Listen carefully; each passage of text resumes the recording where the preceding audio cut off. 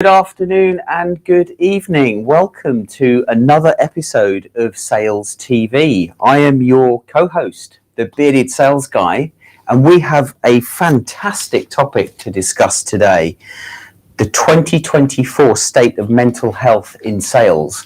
And I'm joined by my co-host, Jordan Abbott. For the first time as a co-host, you were here as a guest. I was indeed, and I am honoured to be welcomed to this side of the fence as a host. So thank you very much for having me. And it's lovely to have you here. Looking forward to an interesting discussion. So without further ado, let's bring on our guest, the founder of the Sales Health Alliance, Jeff Riseley. How are you, sir?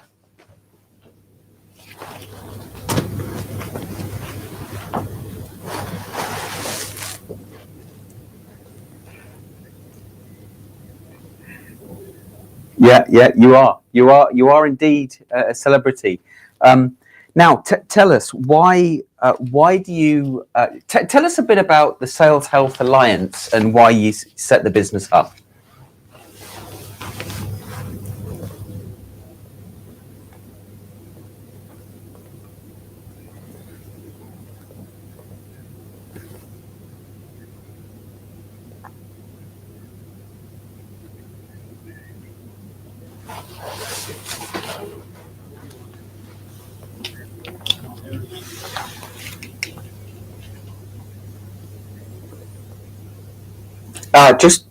Jeff, just 1 second. The audience, couple of messages from the audience. They can't hear Jeff. Production. Testing. Go ahead, Jeff. Audience, tell us if you can hear Jeff now.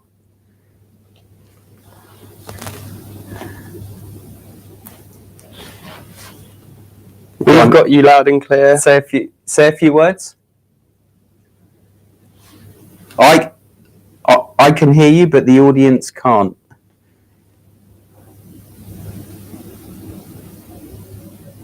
No.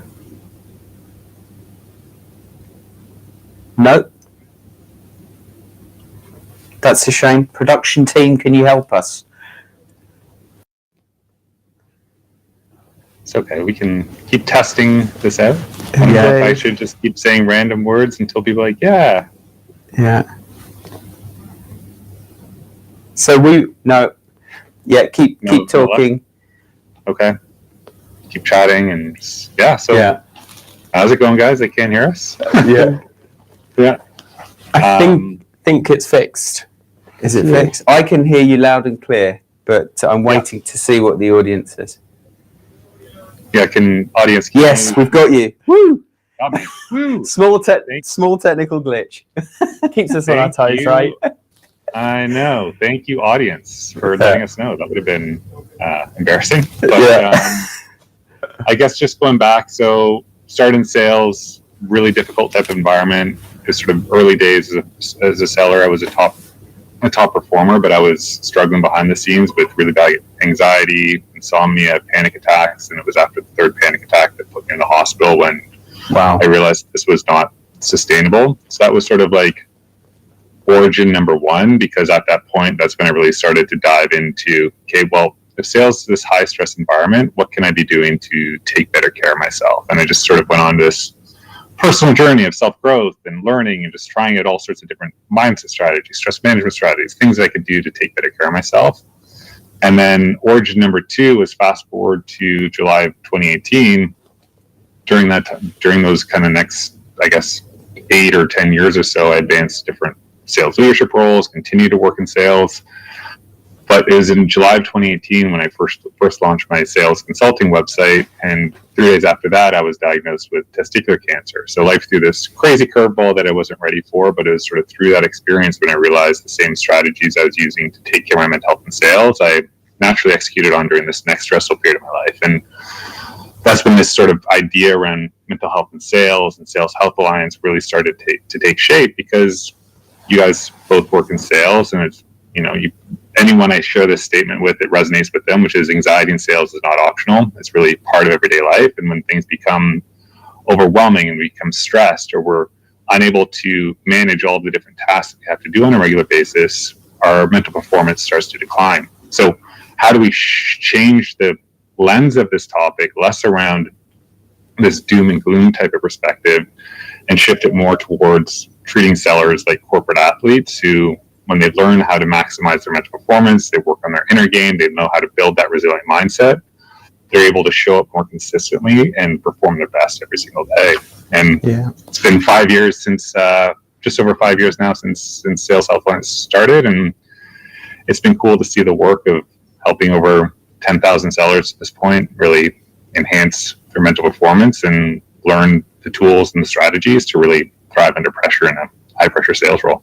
Yeah, it's a great mission. It's a great story. I mean, it's great that you can talk about it now, but being hospitalized because of anxiety and 3 panic attacks, that does not sound like fun to me.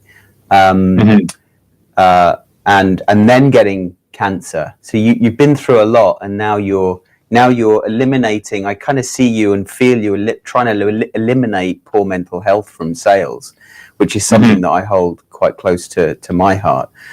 I know, Jordan, I want to bring you in at this point because when we started working together professionally, 3 years ago now? A little bit longer. Probably about 4 years ago. Yeah, pushing. You didn't enjoy sales in the beginning. Can you tell us a little bit about that?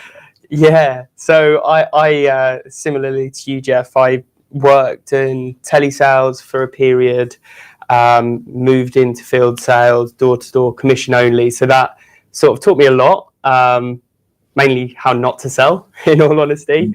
But then when we actually started working together in a more complex B2B sales environment, I thought it would be a lot different. I thought it would be a lot more professional. I thought it would.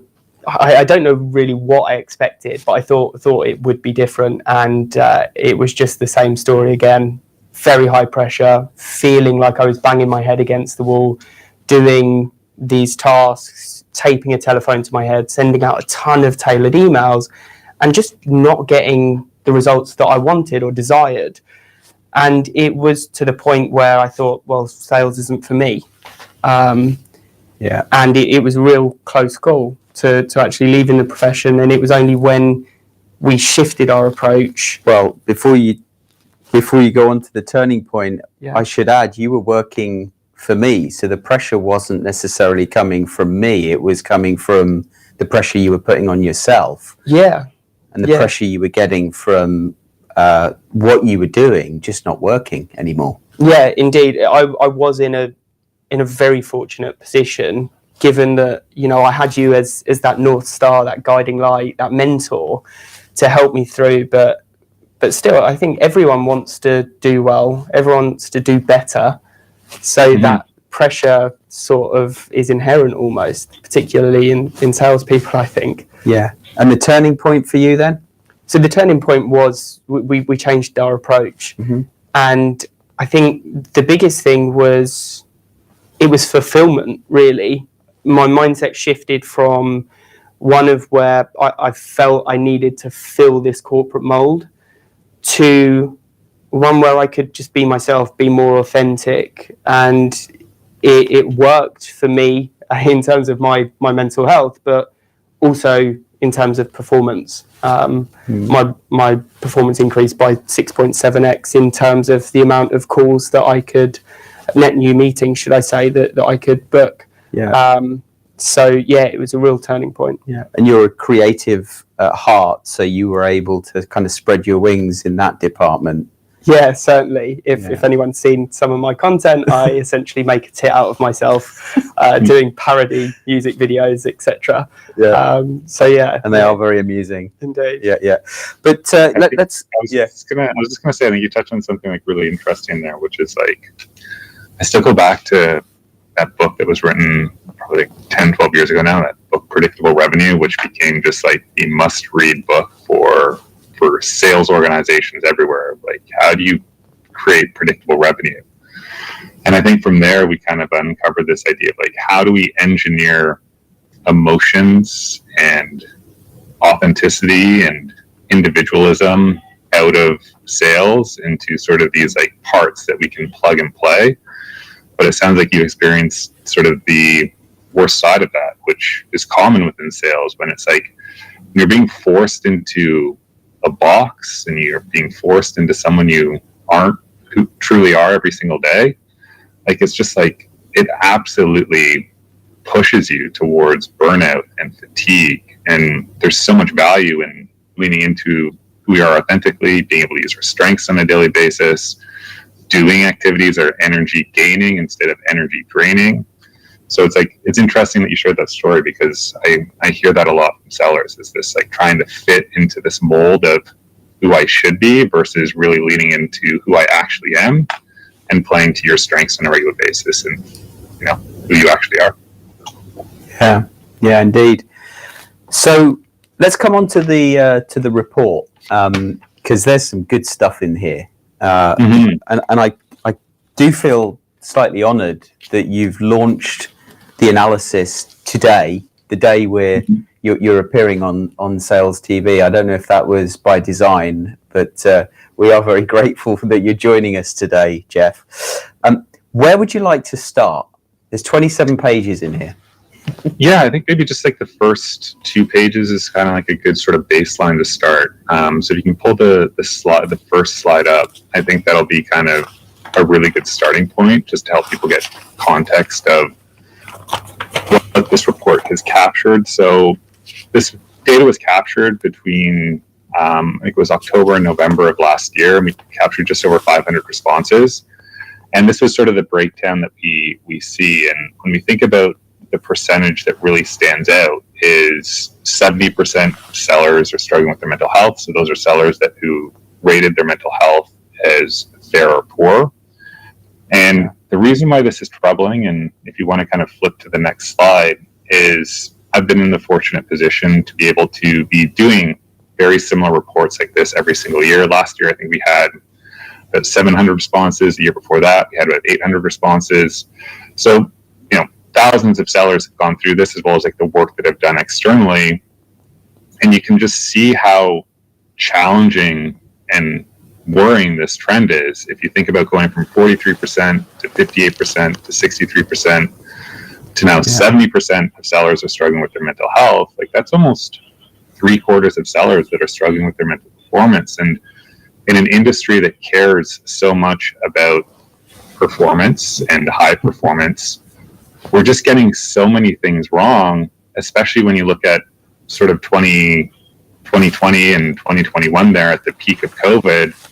Like, things have not improved, given what was probably one of the most challenging times in, you know, human history, or in at least our lives, that we'll ever have to go through. Things are only getting worse. Yeah. So be curious to hear from you guys this day. Like, when you see this data, like, what resonates with you here from this stuff?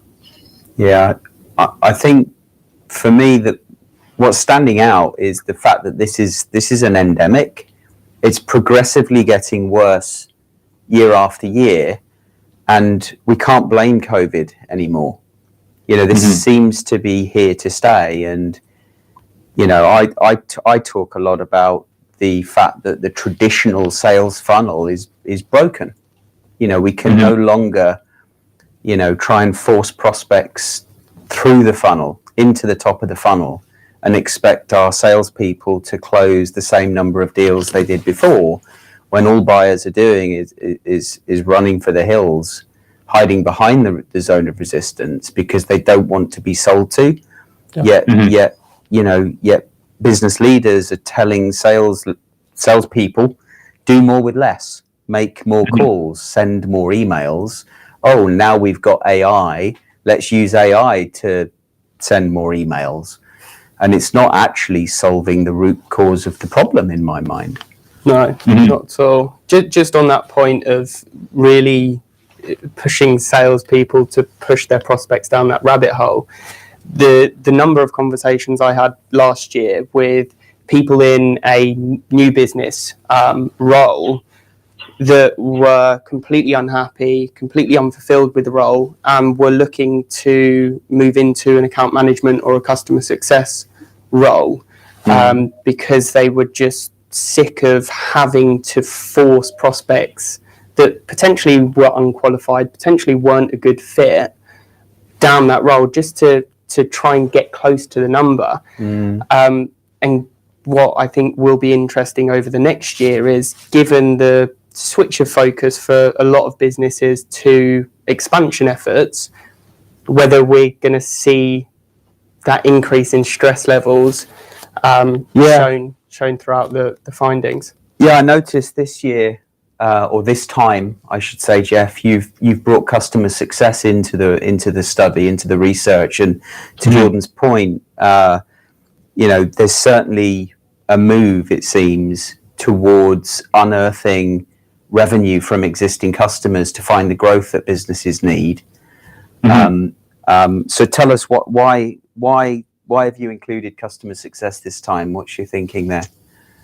I think where we get a lot of things wrong, and you can toss the next slide up, which kind of shows the breakdown of roles, but I think why customer success is important to include, and why we get a lot of sort of the mental health conversation wrong just in general, is we typically default to HR, and this is sort of housed as like HR is responsible for mental health within our organization. And the biggest mistake that they make is they then approach the mental health conversation treating it as their organization as a collective whole, which is leading to general solutions, like they buy a meditation app or they invest into some EAP program, as opposed to realizing that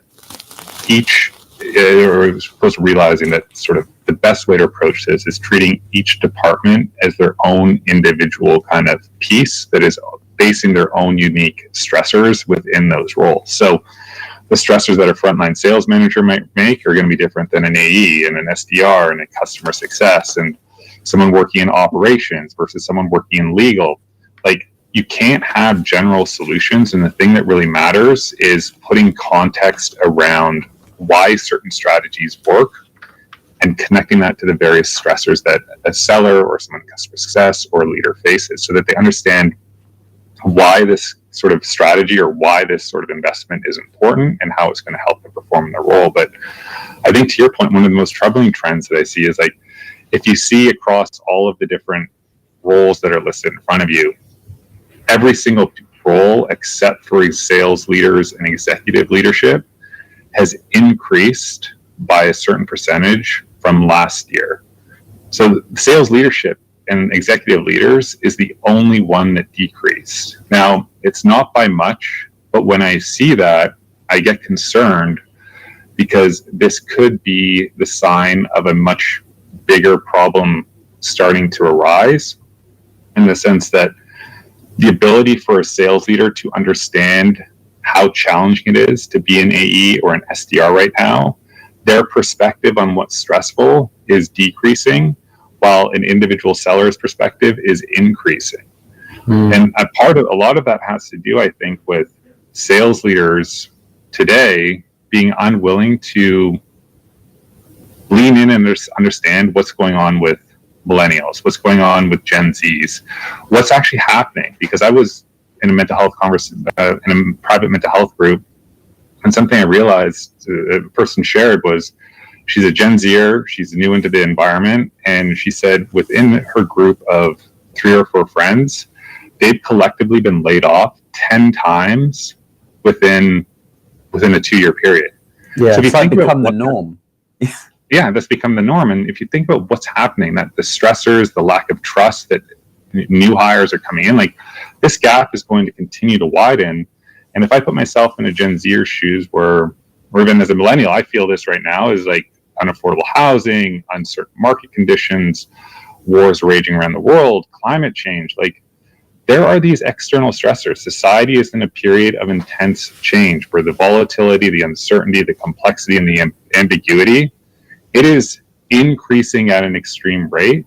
And that is going to have a direct impact on an individual's mental performance and mental health. And if a leader is operating from the perspective that, oh, the younger generations are snowflakes, or they're too emotional, or they're too sensitive, like, you're contributing to the problem of being unwilling to get curious and say, well, what's actually happening in their lives. Because I guarantee if you are a 50-year-old sales leader right now, and if you were 25 and you were back in what's happening today, you sure as shit would be showing up in that percentage of sellers that are really, really struggling right now. And you have to be willing to lean into this conversation. Even if you don't care about people, if you care about revenue, this is the most important growth metric that you can focus on. Yeah, wow. I agree. How can sales leaders start that conversation with their sales force? So I think that's a good segue into sort of the next slide if you want to pull it up. And I think it's understanding that there's a problem. When you think about the word mental health, the internal definition that anyone in society, the vast majority think mental health, they think highly anxious, they think someone who's depressed, someone that's about to go on stress leave. And what they fail to realize is that mental health does not equal mental illness. Those internal definitions of mental health are much closer to mental illness. And what we have to realize is that mental health is directly correlated with mental performance. It's a spectrum of well-being that we're fluctuating along every single day. And mental health isn't something you have or don't have. It applies to literally every single person. You as a leader, every single rep on your team, everyone is just showing up at different parts on these spectrums. And what this data is showing is that 70% of sellers are in this fair and poor stage. And your goal as a leader is to change this dialogue and shift it towards, well, I want my team to be mentally healthy. How do I move them towards a state in which they're excellent and very good? Because if you think about where high performance comes from, but more importantly, where does consistent performance comes from, it's being able to mitigate how much fluctuation happens up and down the mental health spectrum. Do you have that mental resilience where if something happens and you show up very good, to stay in very good, you can buffer stress? Or is your team very fragile? Are they operating under high stress where one day they have a very good day or they're showing up in a very good state, but something happens and they lack the skill set to be able to mitigate that? And over the next period of a few days or a few weeks, that person is now down to a state where they're fair or poor. So it's understanding that consistent performance is all about mitigating how much fluctuation happens up and down these mental health spectrums and giving your team the toolkits, creating psychological safety that will help pull the majority of your team closer to these states in which they're very good and excellent on a regular basis. That's what we have to change as leaders, not as something you want to sweep under the rug, but say, hey, there's this massive problem and we need to focus this from a mental performance lens and connect it to revenue generating opportunities that we're so focused on achieving every single month, quarter, and year. Yeah. Look, this is really interesting stuff, and I'm conscious we're fast running out of time. And we could definitely continue. There's an interesting comment here from Gail Karach. If I've pronounced your name correctly, Gail, apologies if not.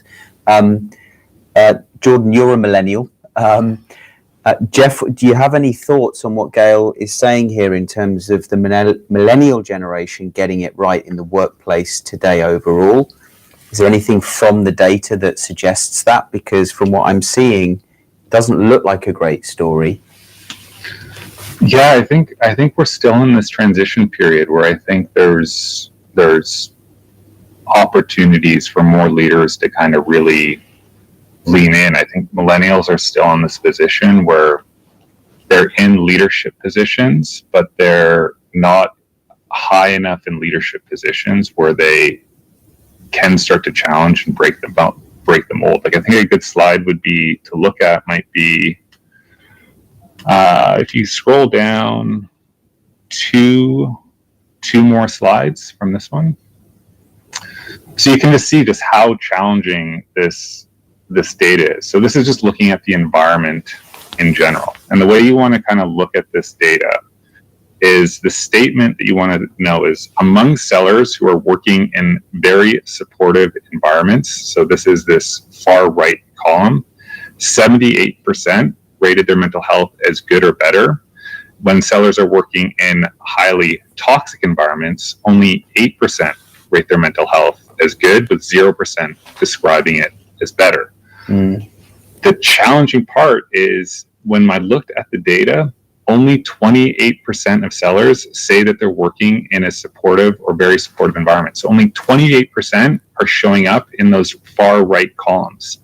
So the environment piece, everyone is in toxic or highly toxic environments. The vast majority of sellers are operating here.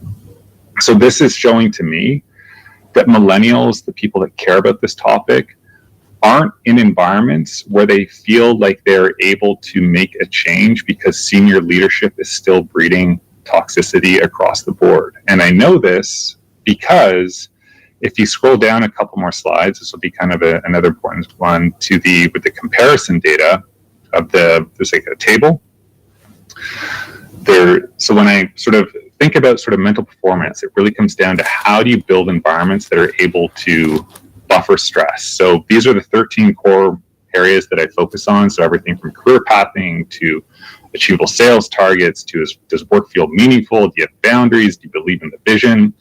So when you think about buffering stress, these are core needs that need to be provided to a seller from an environmental standpoint that allows them to buffer stress and mitigate the impact of their roles.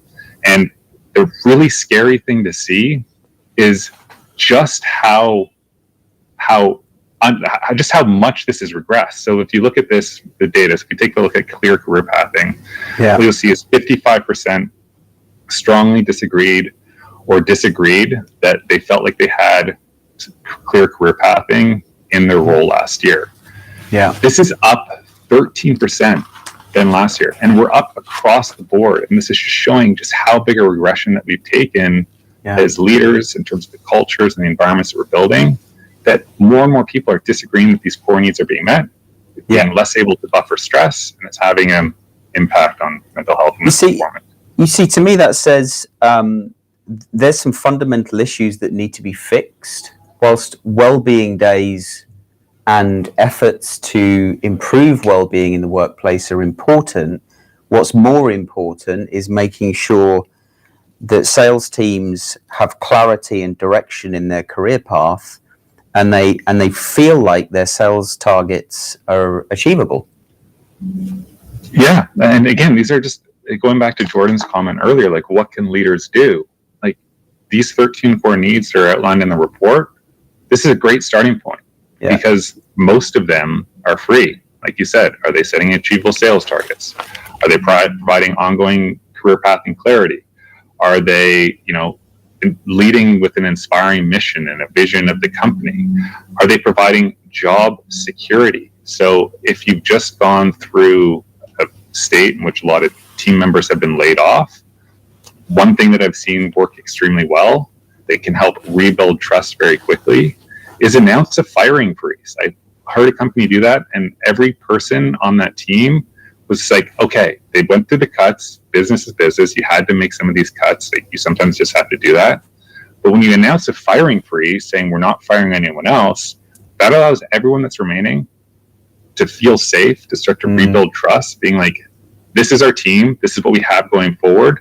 How do I work with the people? How do I get better? How do I develop myself? How do I develop others to get through this next rough patch that we're going through with this smaller team? So again, there's some very basic free things that you can do to help a seller buffer stress and create an environment that prioritizes psychological safety that isn't involved with like lowering your expectations or lowering your standards. These are things that will contribute to better performance. Brilliant. This is great stuff, Jeff. We're going to have to call it, I'm afraid. We are out of time.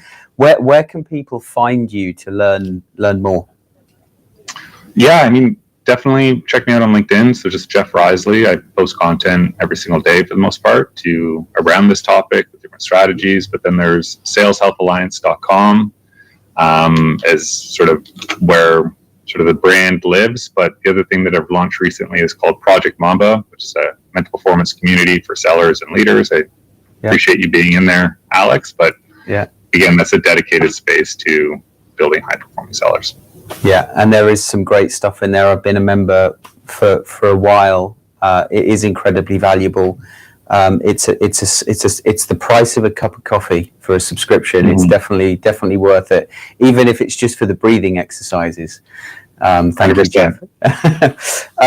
Now, there are some unanswered questions in the chat, so can I ask you to maybe take a look on the LinkedIn posts after the show? And there's Bob asking a question, Matthew, Nicole. Sorry we didn't have time to get to your questions, Bob and Matthew. Thank you, Jeff. Great session. Thank you, Jordan. All right, glad to be here. Fantastic. Until next time on Sales TV, we'll see you next week. Have a great rest of the week.